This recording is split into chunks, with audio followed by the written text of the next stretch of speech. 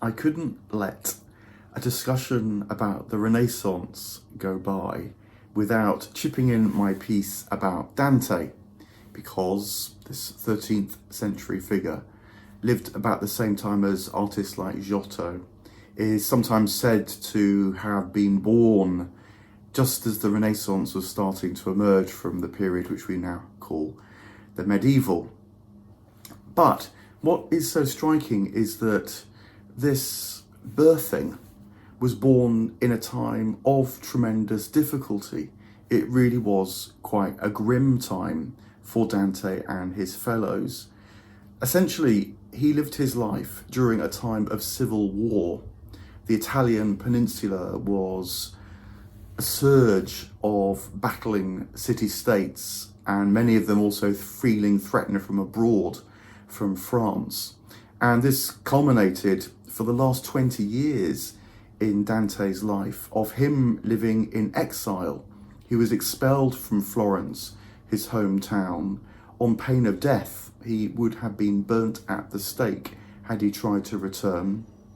He lost everything, at least at first: his money, contact with his family, his home, and perhaps equally significant for a poet, contact with the language that was spoken around him and in which he expressed his art, because Italian wasn't a unified language at the time. And so spent the rest of his decades traveling around trying to find a duke or a city-state that would employ him, where he could, in the moments that he had to himself, practice his poetry.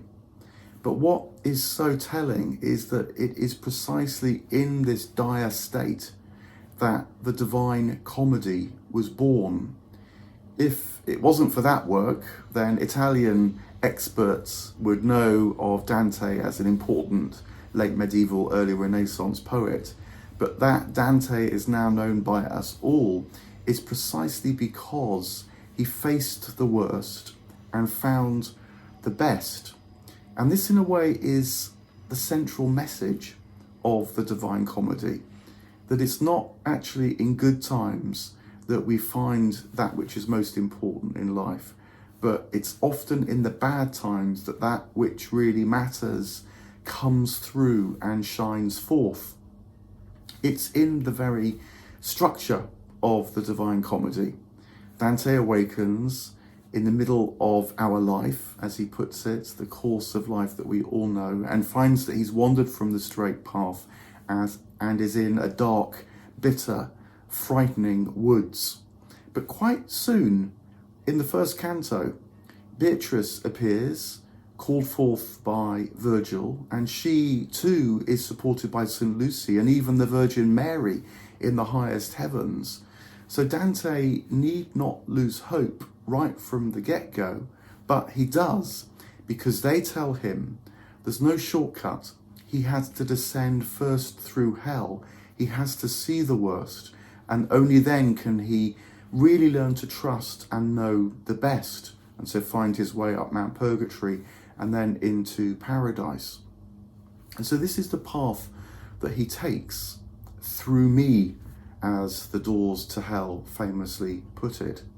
But why does he have to descend? Why does he have to go into the darkness? Well, it's easy to say, but actually it's only by encountering full on that which is worst that he can learn fully to trust and then celebrate and then sing about that which is best. There's a parallel in modern psychotherapy. You know, I work as a psychotherapist, and it's sometimes said that it's only when we know the strength of our envy, of our anger, of our hate, that we can know the even more powerful strength of our love, of our desire, of that which is good in us.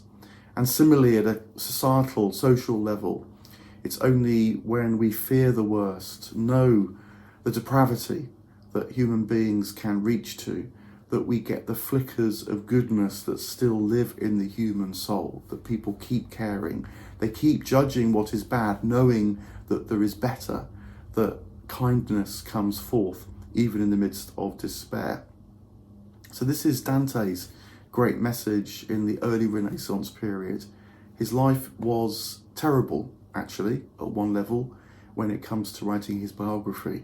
And yet it's from that this great work, the Divine Comedy, was born, which has kept people trusting, hoping, praying that life can reveal its goodness to us for 700 years. And however you feel about modern times, whether they're in a state of flux, whether they're getting more unsettling, whether they're speaking of a profound terror, even of collapse, that in history is when the greatest insights of the human mind were born. That, as Dante would say, is when the divine light is known never actually to go out.